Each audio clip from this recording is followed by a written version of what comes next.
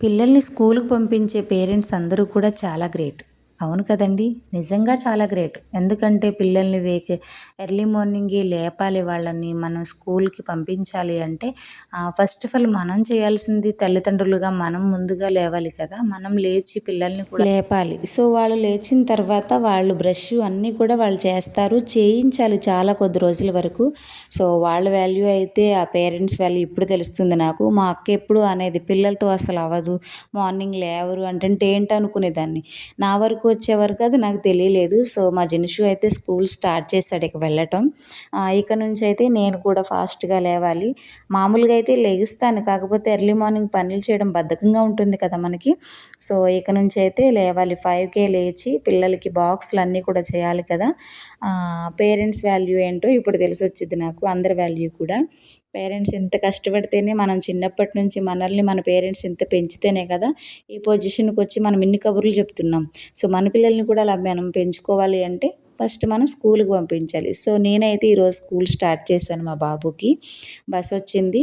First రోజైతే చాలా వెళ్ళాడండి. 2 days కరెక్ట్‌గా వెళ్ళాడు మంచిగా. తర్వాత ఒక 4 రోజులు వర్షాలు పడ్డాయి కదండీ!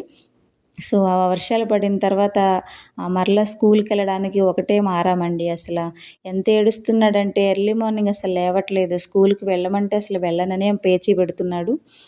సో, పేరెంట్స్ ఎవరైనా నా వీడియో చూస్తే కనుక దీనికి ట్రిక్ ఏంటో చెప్పండి. పిల్లల్ని ఎలా పంపించాలి స్కూలుకి?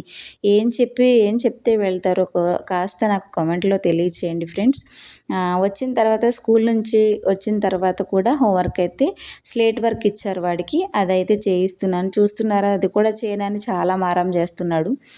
ఫస్టే కదా కొంచెం 1 మంత్ అలవాటైతే బానే ఉంటుందనైతే నేను అనుకుంటున్నాను. ఏమైనా పిల్లలకి మంచి మాటలు చెప్పి ఏమైనా చిన్న చిన్న ట్రిక్స్ ఏమైనా ఉంటే నాకు కామెంట్ సెక్షన్‌లో తెలియచేయండి.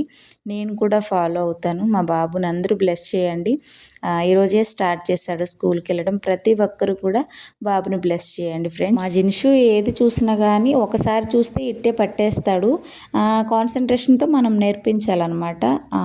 సో, ఏబీసీడీలు అయితే చాలా తొందరగా నేర్చుకున్నాడు. ఏబీ వచ్చేసింది. నాకైతే చాలా ఆనందంగా ఉంది.